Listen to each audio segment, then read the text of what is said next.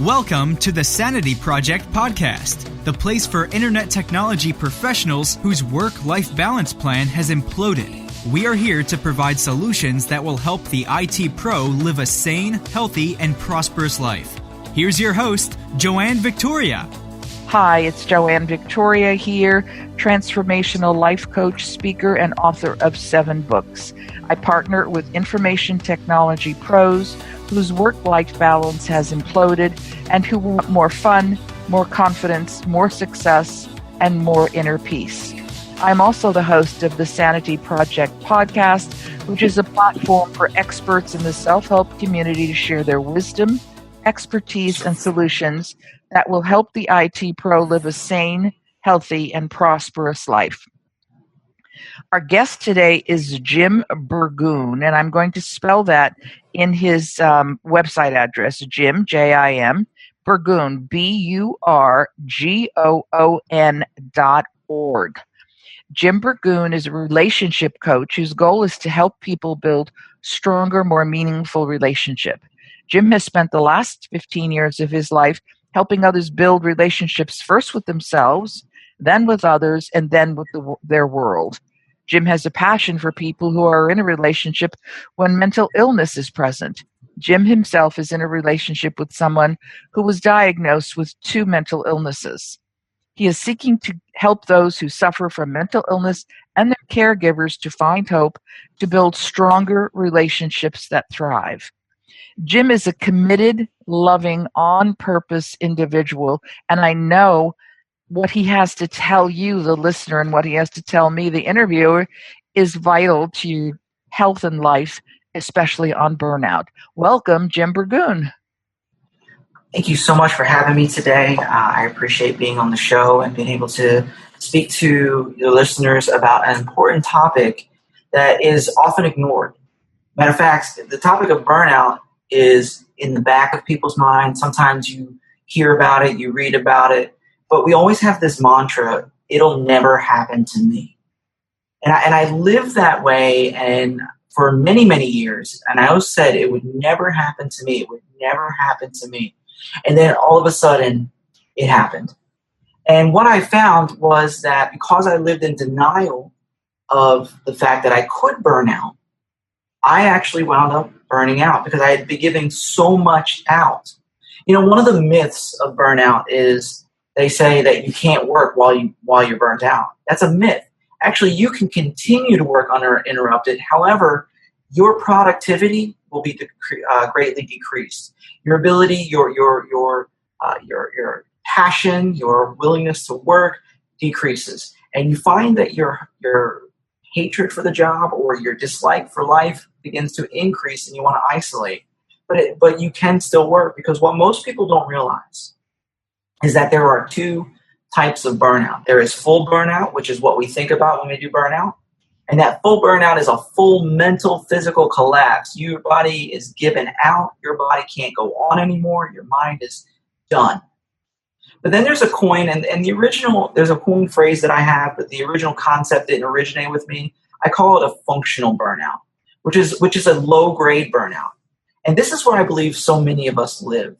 I mean, I don't think that we realize it. Matter of fact, there's no real statistics, but I believe that most people are living in this particular burnout. And what I call a functional burnout means you can go on with your life, you can go on with your job, you can still raise your family, you can still work in the profession that you're in. However, you do it at such lower levels and you feel more tired as time goes on, you feel less passionate as time goes on, and you find that you're functionally able to live, but you're not enjoying life.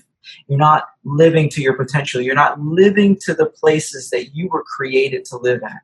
And you're not living the life that you deserve because you've given so much out and you brought and you didn't bring anything in. And for years, I was like, it will never happen to me. People said, man, you need to slow down. It's never going to happen. Because here's what I was doing. In the last 8 years, I was a public school teacher where I taught many different grades between middle school, high school, elementary, and I was even, for a year in that, I was a principal of a small private school. I was a pastor for 15 years. I started my own church, and That is one of the hardest undertakings I've ever done in my life. So I'm a pastor at the time, starting a brand new church. I am a teacher because I had to make money to pay the bills while we're starting this work. So I'm working 40 plus hours in the classroom. Then I'm adding time because I am doing lesson plans and grading. Then I'm working on building a church where I have to do messages and speak every week. And now on top of that, I was starting my own blog. I was starting my own business because I wanted to leave teaching. And many of you guys who are listening are in your own business, your own field, because you want to do something great. You may be a serial entrepreneur. You may be somebody who is wanting to take your profession to the next level, and you're working longer hours to do so. And I did. I added things on, and I added things on, and I never took it away. On top of that, as Joanna mentioned, I'm living with someone who is the most beautiful woman I've ever met in my life. We've been together 18 years and counting. And my wife was diagnosed with a co-occurring mental illness. And that creates a lot more stress because my wife, even in the last 6-7 months, my wife has been hospitalized 4 different times in order to stabilize her emotions and stabilize what's going on inside of her. So I'm the caregiver for my wife. I'm starting my own church. I'm the breadwinner working at a school. I have 2 small kids that I was taking care of, and I'm starting my own business. And I said to myself, I got this. I can handle this. I can move on and I will be okay. Man, when I started reading about this functional burnout, I started really developing these thoughts, I was like, I am getting burned out. I found myself, my personality is very outgoing. I love people, love being around people. If there's a crowd, I'm right there. The more I was getting burnt out, the less I hung out with people. I have a great sense of humor. I love humor. I love being around people who are funny. I love telling jokes. My wife and I even had a thing going that I may just do stand-up one day. Who knows? But the deal is that I spent a year and I didn't laugh once. I was sleeping at night, but I never got rest. I was disinterested. The type of personality I have, I would never say that I moved into depression, which a lot of times in burnout it happens, but I was at a place where I was just disinterested. I had no passion. I had no flair. I had everything that made Jim was leaving, and it was leaving quickly because I kept saying, this would never happen to me. And then it did. I realized it. I woke up one day and I was like, oh my gosh, I have burnout. And I wanted to reclaim my life. And I realized that I had to do what I call the law of critical and massive change, which means I had to change a whole lot of things very quickly. And I'll get to that story in a minute because I still want to give you like some illustrations, some thoughts here, because burnout affects every one of us. And as you as the listener, you're sitting there and you're probably tired. You're working long hours and you're like, man, I want to enjoy my life, but I'll enjoy my life later. I'll enjoy my life when I build my finances up. I'll enjoy my life when my business is rolling. But the problem is if you're trying to work so hard, you never actually take that time, and I didn't. And I oftentimes think that burnout is kind of like a ninja. I'm a big nerd when it comes to comic books and all things martial arts and aging. I even practice martial arts. And I think it's like a ninja because a ninja is a silent assassin. And when you see them, it's oftentimes too late. And that's how I liken burnout to, is because when you see that you're burnt out, it's oftentimes too late and you're already operating in burnout. So as part of who I am as a relationship coach, and I like to relate to self, I always tell people you have to start seeing the signs and start working in your life in a way where you won't reach that burnout stage. It's like a candle that is, you ever see when your candles, and if you ever had a candlelight dinner or you like just candles around the house, and it burns down. And it burns down to the very last bit, and all it is that little wick and a little bit of wax, and you're like, man, the candle's grasping for air. That's functional burnout. You're grasping for air, and at any moment you're like, I'm about to go out. And you live like that for a long time. And you don't want to be in that life, because that's where life begins to get really hard because you don't want to live it. I know people that are in functional burnout that are suicidal. I know people that are in functional burnout that are depressed. And they're sitting there like, if only I have seen this, because it's hard to get out of once you're in there. And I will tell you something, that when you're in whatever stage of burnout, whether it be functional or full burnout, you will never operate at the full capacity you once did. And so it comes down to the point where, that first myth, you can work while you're burnt out. Most people think, well, if I'm a burnout, I can't work. No, you'll be able to do it. Another myth that I talk about is you have to keep burnout to yourself. Guys, I'm going to tell you something. We try to hide things in life. The most therapeutic thing, the best thing you can do for yourself is to find someone to share your frustrations, your burnout with. I kept it to myself. If I would have told my best friend, my accountability partner, he would have grabbed me and shaken me and said, it's time to do the law of critical and massive change. It's time to change things. And I had every excuse in the book why I couldn't change. I said, well, this makes me money, and this is my passion, and this business will eventually make me money, and I can't give up the wife and the kids. So I have to work all this. Truth was, I lied to myself, and I needed an accountability partner to say, quit lying to yourself. One of the myths is that we keep it to ourselves, and you should, that we have to, but you shouldn't. You should be vocal with people. Well, I think that doesn't the ego come into play, or actually denial come into play with people who don't want to consider that they're in functional burnout, so they don't even think they have a problem? Absolutely. It's both. It's pride, it's personal pride, ego, and denial. All of that comes into play. For one group of people, it's pride. It's saying, I will never get this way. It's not even an option. For the other people who live in denial, so they may be good-hearted people saying, I can't be in burnout because too many people depend on me.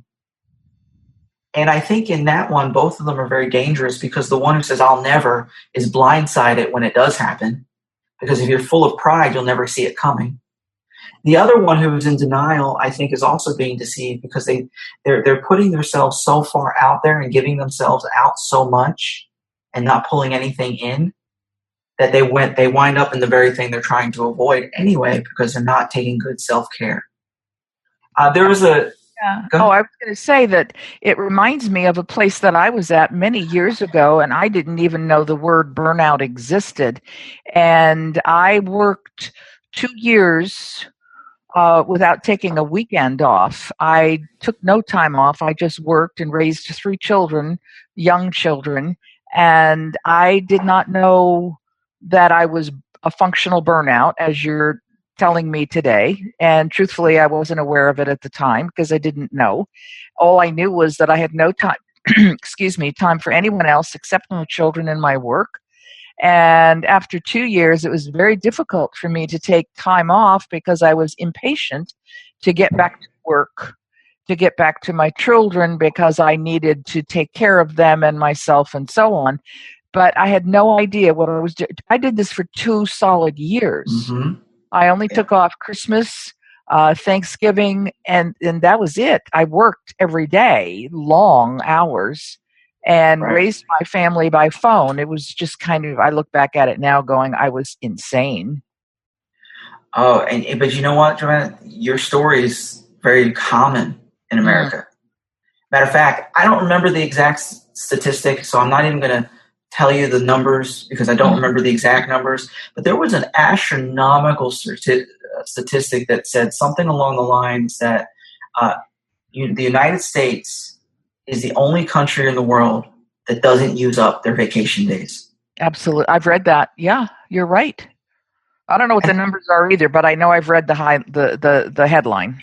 It was incredible. I'm like, there are people that like you, and I'm the same way. When you're teaching, pastoring, and raising a family, I didn't take a day off from myself in probably 3, 4, 5 years because somebody else always needed something.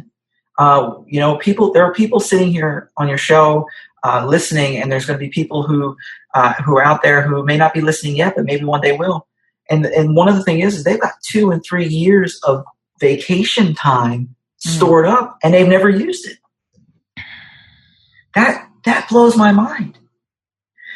One of the myths that is conjoined with burnout is that a vacation day will cure burnout. No, it will not. What it does is doing minimal things will produce minimal results. Meaning if I take a vacation day, like you were saying, Christmas or Easter, if I take those 1-2 days off a year, that doesn't cure your journey to burnout. That just prolongs it.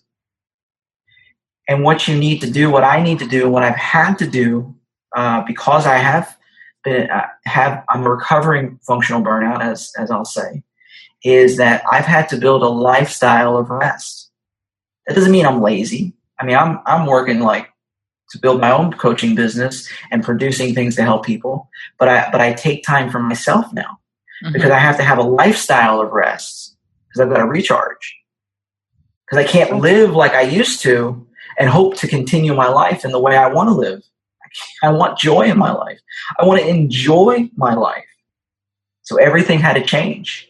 So when that law of massive and critical action came into my life, when I started thinking those thoughts, my wife's illness at the same time started to increase. So it created more pressure. It created more tension. It created more stress.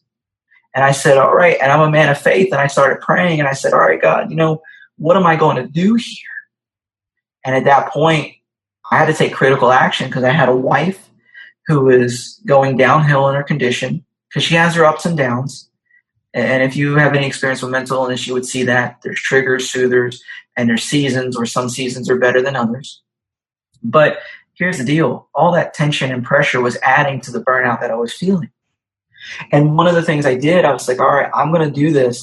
So I stepped down from the church and handed it off to another person that they could take care of my baby that we grew when we moved 500 miles to plant. And we sold our house and we moved to Orlando so that my wife can get the medical care that she needs. Mm-hmm. I'm still in functional burnout and it's still tough. I'm still working through it. It's an everyday challenge of me changing my entire lifestyle. And stress doesn't stop. Even right now, we're having to take care of my wife. We're living off of the money we sold the house because I can't work a regular job because my wife's condition is too symptomatic. It creates stress. And so you have to balance that life work thing that says, okay, I'm creating this business so that I can create the life for my family that they deserve while having to take care of my wife who deserves to be loved through these illnesses that she has. And in that, also learning how to manage my own stress. And I'll tell you, I was on a site called Statista, and I made 4 infographics you can grab off my site. If you go on, you put your email address in, and they'll send them to you. There's 4 infographics. But I was on Statista.com, and they said this, and there was a big thing. It said, how does people handle stress? Do you know it said 48% of people endure it and do nothing about it? They just endure it. 23% of people avoid stressful situations at all costs. Only 10% of people said they'd actually fight stress. 9% said they would do something, but they don't know what it was about stress. And 9% are ignorant. It actually said that they're ignorant or they have no idea what to do. Did they even know that stress existed? The statistic didn't say that, but it did say they have no idea how to manage it. Yeah. Go ahead. These people could be blessed too, not knowing anything about stress. It's like, God bless you. You're so lucky. Right? There are people who it doesn't affect at all. They don't even have it in their lives. They don't even have anything to avoid. I think there's a truth to that, but I think a lot of times, especially in guys, here's the thing. We oftentimes don't look like we're stressed because we don't emotionally stress because we think that stress is, emotional all the time. But men actually, stress appears in our body because we're not as in tune emotionally as women are. Mm-hmm. And so we don't actually have a gauge to see how stressed we are. We just kind of fall apart under the massive amount of stress once we get to our limit. So there are a lot of people out there who don't know they're stressed, but they're sick in their bodies because they're so stressed and they never do anything about it. Yeah, I have seen the results of that recently with people, with the men, as you say, because they're not that much in tune with their bodies, or they not tuned in enough, and it's their joints give way, their knees give way because their knees hold the body up, their shoulders start slumping over because they have the burden of the world on them, and their liver can't digest as well, so it's not processing all of whatever the liver is supposed to process because it's an important Right. organ in our body. So you could tell by looking that somebody is really stressed out, and as you say, is a functional burnout, especially if they're working and taking care of family and doing all the lists of things people do in their daily life, but they have a presence that you can identify as somebody who is really stressed out. Right. Absolutely. And I Wow. think the key is to understand your stress and learn to manage it. Because burnout is a direct result of never managing your stress and Hmm. just adding more and more on you and doing more and more. And it's almost this obsessive thinking that says, I have to do more to complete more, to accomplish more. And the truth of it is, if you work smarter, not harder, and there's a principle that was coined by Andy Stanley, do less for more impact. And I think if you started doing less and just trying to create those things that would have greater impact, you'd find your stress lessen. And then you also have to balance that, because we're talking on your show about life and work balance. You have to balance that, as I mentioned earlier, with a lifestyle of rest. You can't just take a day off and hope that's okay, Mm-hmm. because Yeah, that just hides it. and especially it depends. Like, I'll just label myself an introvert, even though I'm not totally introverted. But I Right. know that I need boatloads of quiet time, and if I don't get it, I just burn out. Right. Things happen in my body that I know I need time to myself. And I don't even have to explain it because there's nobody to explain it to per Right. se, but I just find quiet time and Mm-hmm.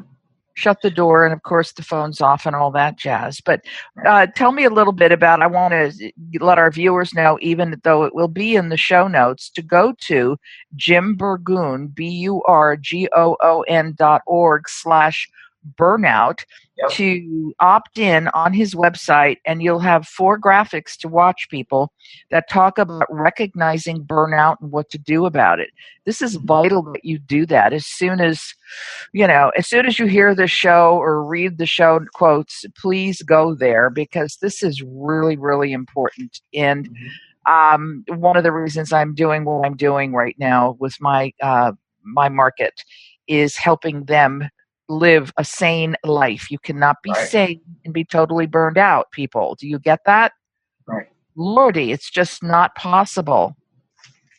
So what I want you to do, Jim, is come up with, I know we talked about our last action step, but give me 2 action steps that people can do, take and implement in their daily life. I think that's a great thing, and let me share this. When you go on my website and you download the infographics, I have it's called 10 Things You Can Do to Prevent Burnout, and out of that, I'm going to give you 2 things out of that, and you can look on it for the rest of them.